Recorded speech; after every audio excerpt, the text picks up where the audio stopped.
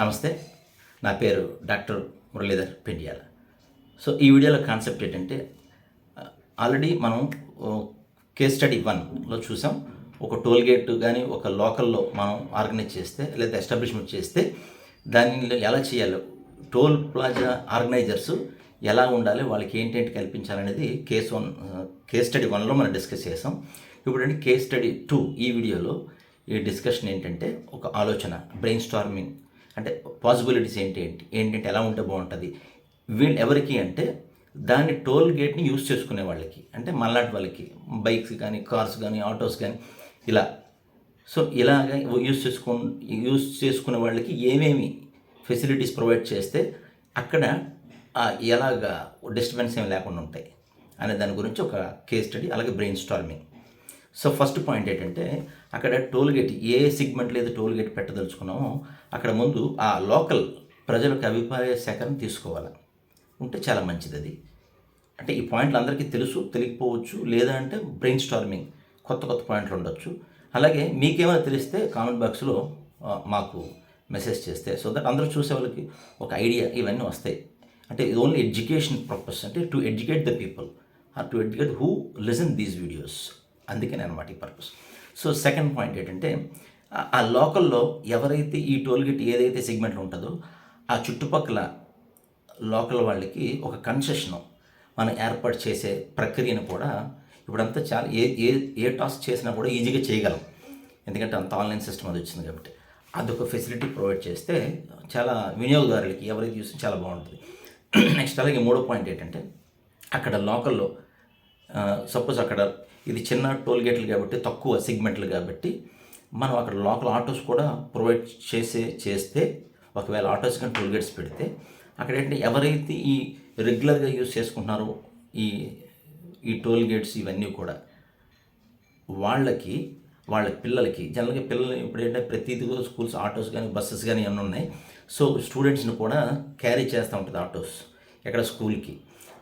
అందులో కొంత కన్సెషన్, ఎందుకంటే ఎలాగిస్తాం, ఈ ఆటో వాళ్ళకి టోల్ ఫ్రీ చేసేసి వాళ్ళకేం పెట్టకుండా ఎవరైతే స్కూల్ గోయింగ్ పిల్లల్ని తీసుకెళ్తుందో వాళ్ళకి మట్టుకు టోల్ ఫ్రీ చేస్తే అక్కడ ఎవరైతే రెగ్యులర్గా ఫ్రీక్వెన్సీ ఎక్కువగా యూజ్ చేసే వాళ్ళకి వాళ్ళు టోల్ గేటు ఎవరైతే కడతారో వాళ్ళ పిల్లలకి, స్కూల్ పిల్లలకి కన్సెషను, ఇదొకటి. నెక్స్ట్ అక్కడ నియర్గా చుట్టుపక్కల టోల్ గేట్ పక్కన ఎవరైతే డిఫరెంట్ ప్లాజాస్ కానీ ఇవన్నీ పెడుతూ ఉంటాం, షాప్స్ కానీ ఇవన్నీ కూడా.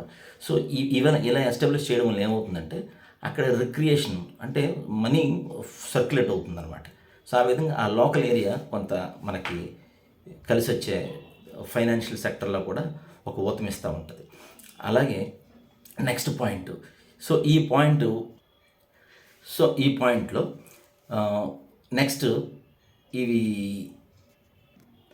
అక్కడ లోకల్గా ఒక పార్కింగ్ సిస్టమ్, సపోజ్ ఈ ఊరు బయట నుంచి ఇంకో ఊరు వెళ్ళడం, ఆ ఊరు నుంచి ఇంకొక ఊరు రావడం, ఇలా ఈ పార్కింగ్ సిస్టమ్ కానీ మనం అక్కడ కానీ ఏర్పాటు చేయగలిగితే అక్కడ కొంతమంది టోల్ ప్లాజా అమౌంట్ని మనం దాన్ని ఎస్కేప్ అవ్వనందుకు అక్కడ పార్కింగ్ సీటు కానీ అటు కానీ పార్కింగ్స్ పెడితే అంతవరకు వచ్చి అక్కడ పార్కింగ్, ఇటు నుంచి వచ్చి కూడా పార్కింగ్ చేసుకొని, సో దట్ వాళ్ళేమో టోల్ ఫీని అవాయిడ్ చేసుకుంటూ ఉంటుంది.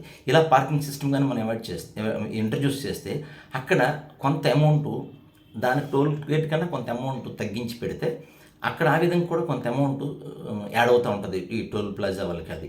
అదొక ఫెసిలిటీ ప్రొవైడ్ చేయొచ్చు. నెక్స్ట్ ఏంటంటే, ఈ టోల్ గేట్ వల్ల వచ్చే జనరేషన్ అయ్యే డబ్బులు మనీ ఆ లోకల్ బీటీ రోడ్స్ కానీ, చిన్న ఇంకా లోకల్ రోడ్స్ కానీ అలాంటి వాటి గురించి అభివృద్ధి చేయడానికి మనం వాళ్ళకి పెట్టించగలిగితే అది చాలా బాగుంటుంది. అలాగా డబ్బులు ఇన్వెస్ట్ చేస్తున్నారు అని ఆ చుట్టుపక్కల జనాలకి పారదర్శకంగా ఉండేటట్టు చేస్తే చాలా బాగుంటుంది.